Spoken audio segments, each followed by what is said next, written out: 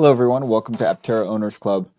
So this morning we had the December Aptera Ambassadors meeting, and I briefly had the entire meeting up on the channel, but uh, I was asked to take it down and not make it public because it's for the ambassadors only. However, I am allowed to make videos and kind of tell you guys what we talked about, so the information is not confidential. And I got the okay from Sarah that we can make some videos and I can give you the highlights of the meeting. And there was a lot of information at this meeting, so I'm probably going to have to do it in a couple of videos. In this video, I'm going to go over the good news that we found out. Lots of good news and lots of developments, and it was a great meeting. So here you see a picture of the new production facility. They have basically gutted the building from the previous tenants that were in there. And if you remember, the previous tenants were a medical device manufacturer. I think they were in like spine work, like spine hardware for spinal surgeries. But they've gutted it all out, and you see that it's an empty shell now, and they've started the build out. So they are well on their way to building out the production facility.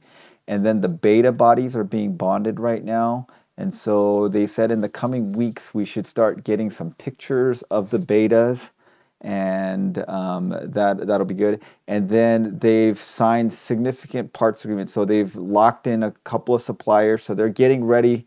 They're kind of gearing up for production. So as they're making their betas, they're building out their production facility and getting their supplier agreements in place. And then next, the other good news is they have over 15,000 reservation holders, and many of these reservation holders have more than one reservation.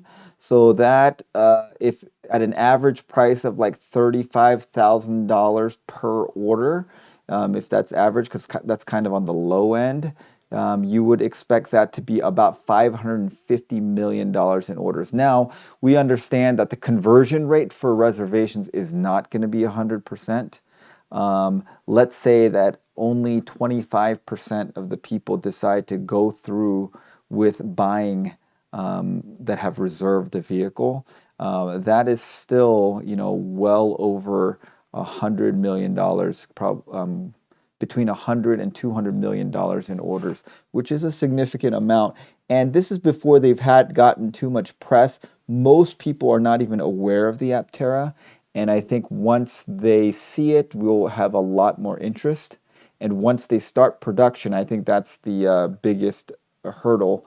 The orders are really going to come in because it is a very compelling vehicle, especially for, I think one of the best use case scenarios for it would be for fleets and businesses that they have to have their employees travel long distances, like service personnel, social workers that work across a large geographic area. I mean, it would be essentially a no-brainer for those businesses. So I think the reservations are going to go really high once they start production. But the fact that they have 15,000 reservation holders, that is very promising. Then next, they are planning to be at CES. Now, if they go to CES, I think that there's going to be a lot of press about it. It's a very unique looking vehicle.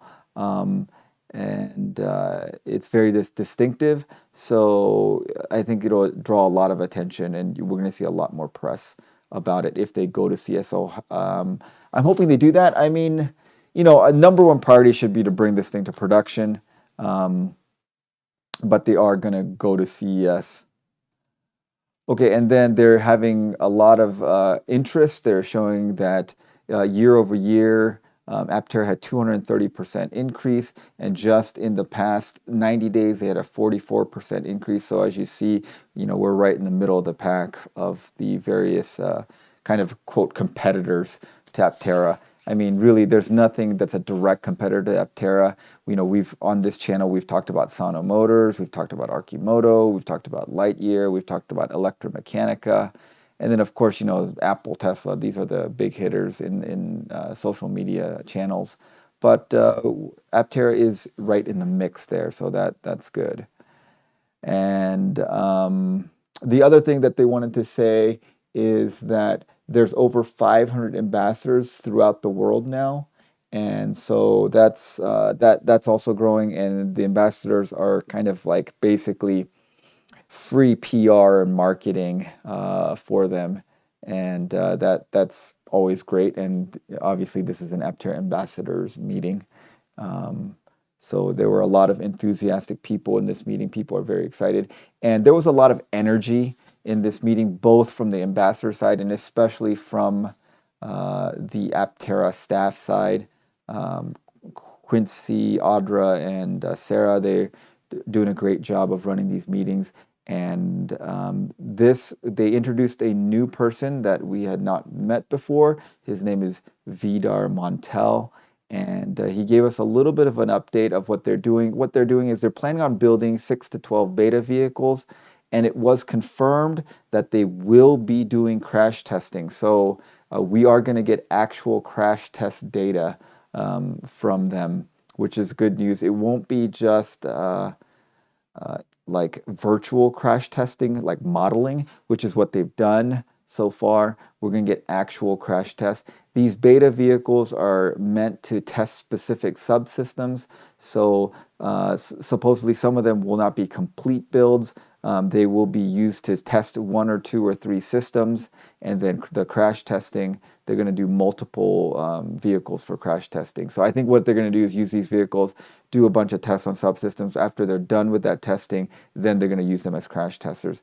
They're also doing 3D parts scanning and laser object detection and building beta in the virtual world. What they're doing essentially is they have a, a modeling software package where they're modeling the actual beta device uh, in silico, so on a computer, and they're running the engineering on there, and they're making sure that their engineering model they have matches up with the physical beta that they're building. That way, they can be, if it matches up very well, they can be sure that the virtual model and the beta in silico behaves like the beta in the physical world.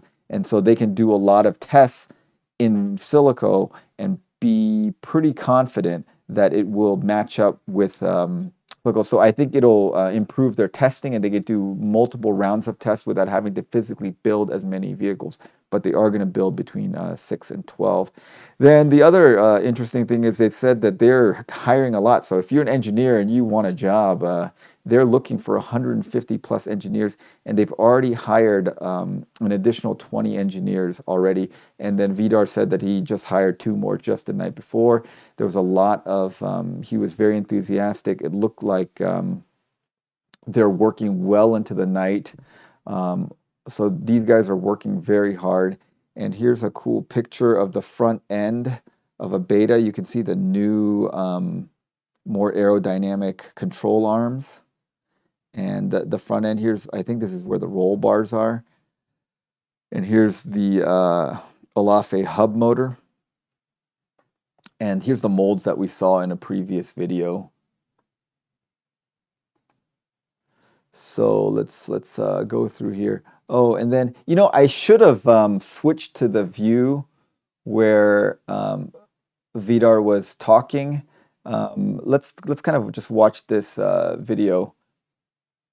You see body parts that And we watch this just carried in screen. I late should have last made night. this bigger. I am gonna do this. Okay, so we'll go Here we back. have Hold on. so, if I may, let's see here. Let's see if I can switch. I'm gonna walk around here a little bit. Ooh, All right. Are you at the beta facility? Oh, I am indeed. That is unexpected. So, Very. Yeah, so he's at the beta facility, so that's different than the production facility. So they've moved into a beta development facility, which is different from the production facility. So we saw a picture of the production facility early on, but this is the beta facility. Thank you. yeah. So you see Noir in the background here. You see that? And you see body parts that we just carried in late last night. So as you can see, they carried him in late last night. So they're working late into the night. So I think there's a lot of energy and enthusiasm over there, which is good. I am gonna do this. Here we have the engineering team sitting. Here is where our build buck is. You can see the beta front end right here. I think this is the beta front end that we see in this picture right here. You'll see some And black as you can seats see, parts are coming together.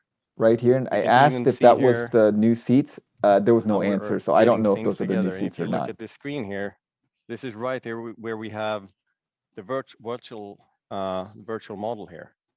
Okay, so yeah, this is the virtual model. This is what they're talking about, building beta in the virtual world. Okay, so we'll go on.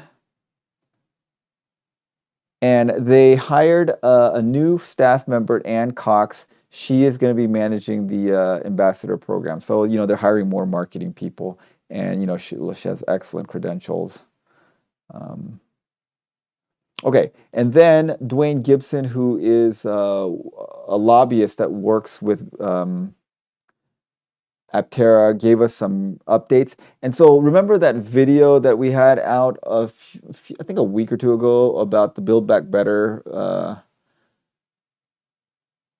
thing that passed the House a few weeks ago, and there was a little confusion because some of the articles said that there was a $7,500 rebate for for 2 and 3 wheeled vehicles like the Aptera, and then the actual text that I found on Congress.gov said 2,500. So I asked Dwayne Gibson specifically about this, and he basically said that 2,500 was an older version of the bill and it had not been updated on the Congress website, but there is a new version of the bill, and it indeed does have a $7,500 dollar rebate for 2 and 3 wheel vehicles, which is great news. And basically, he thought that the chances of it passing by Christmas was pretty high. So hopefully that happens. That'll be a game changer. It'll make the Aptera much cheaper. And so I think you know this is his job. He's a professional at this, and he says that it's the 7,500 rebate is in the bill. And then there's several articles that said the same thing. And then there was the accounting website that said the same thing. So I think it's pretty much confirmed that it has been passed. Of course, it has to pass the Senate. Once it passes the Senate, I will, you know, let you guys know, and we'll have an update on the bill as in its final form once it passes. Okay, so then we had a Q&A, and I want to basically kind of let you guys listen to the Q&A because that was kind of a lot of interesting $17 things. billion in that program. So, you know, we just need a fraction of that. So, the $17 billion. Thanks, Dwayne, for the update. And $17 billion is basically there is a loan program for startup businesses working in advanced transportation, and they just need a little bit, and I think they're applying for part of that loan, and hopefully they can get it. I don't think that they need it, but I think it would be nice. And so it's not like last time where they're like hanging everything in one basket and hoping that they get this loan, and if they don't get the loan, they go under. They have plenty of funding, so they can work without the loan, but I think with the loan they can ramp up faster. For all your hard work and what you do. But happy to open it up for questions. Any other things you guys feel I might need to address? Yeah, we have some raised hands here. So thanks. We appreciate that. It looks like I've got Jonathan up first. Jonathan, if you would like to unmute yourself and ask Chris a question. Sure. Go Good morning, for it. Chris. Would you care to comment on your approach towards the resistive heating versus heat pump at this point? We would love to have a heat pump strategy, but everyone is telling us that the heat pump development programs are lengthy in the 2+ year range. So it doesn't really fit with our timing. We're trying to work with vendors on a resistive heat for now, and some other additive cooling programs like cooling through our seats instead of having to pump all that through the dash. We're trying to work with vendors that have both those technologies and heat pump technology so we can build into the future. But we don't have a current plan for heat pump just because the development timing just takes too darn long, unfortunately. Great question. Thanks. Okay, Raj, you're up next. I had a question about the side mirrors. Do you have a backup plan if you have to do me? Okay, we'll talk about these in another video. So basically, there's not going to be a heat pump, and they're gonna have like heated seats and stuff, and they're trying to do a heat pump, but basically they're focused on production and they don't want to get off in tangents. A lot of the questions that were asked were about features, and Chris was very clear that they're focused on production and getting this car out to market. And they don't want feature creep to slow down the production. So, like, I specifically asked him about having a Sentry mode and a dash cam. He basically said that they're going to have cameras to help with parking and with the self-driving portion of it, the level 2 or 3 self-driving portion. And so he said it would not be hard to implement Sentry mode, but that it's not a focus right now. They're aware of that option, but it's not one of their priorities right now. It may or may not happen, but it seems like it'd be something easy to add on via software later on if it doesn't happen at the time of production. And the other thing I asked him about was like putting like MC4 ports to add additional solar panels, like when you go boondocking. He says that that is something they had discussed and that they're going to have overhead to be able to add additional solar panels, but that wasn't a priority to put in MC4 mode, but that that the infrastructure of the charging system had overhead to handle more solar panels, mainly because they were looking ahead and seeing if the solar panels became more efficient, they would need a higher charge controller that can handle more solar input, so you could add those. But there were a couple of questions that he answered, which I think are very interesting, and we should go over more in a different video. And then I think, yeah, that pretty much summed it up. Then there was just some stuff about the community guidelines and talking about the different things that ambassadors are doing, which I think are of less interest to you guys. There's 3 committees in the Aptera Ambassadors Program. There's communications, that's just basically like marketing and helping spread the word. Events, that's going to online, various places and presenting Aptera. And government relations is kind of like lobbying and that kind of stuff, mainly to get some laws changed so that you don't need a motorcycle license for it, and also working on these getting the credits passed, although that seems like that's going to happen regardless. Okay, so to summarize, I think the great thing is that they are moving towards production here. They've got significant parts agreements, so they are working towards production. It looks like the guys are working hard and working well into the night. There's a lot of interest. Reservations are going up. Fundraising is going well. And they're planning on bringing Aptera to CES in a couple of weeks. Hopefully, we will see some pictures of the beta vehicles, at least the shells, and hopefully we will see more of that in the next couple of weeks. Okay, so if you guys have any comments maybe about things that I didn't cover in here that maybe was in there, I'll try to answer in the comments.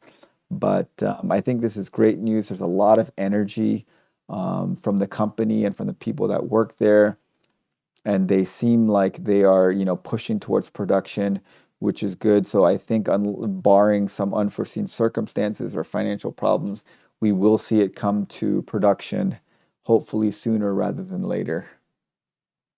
Okay, thanks for watching, guys.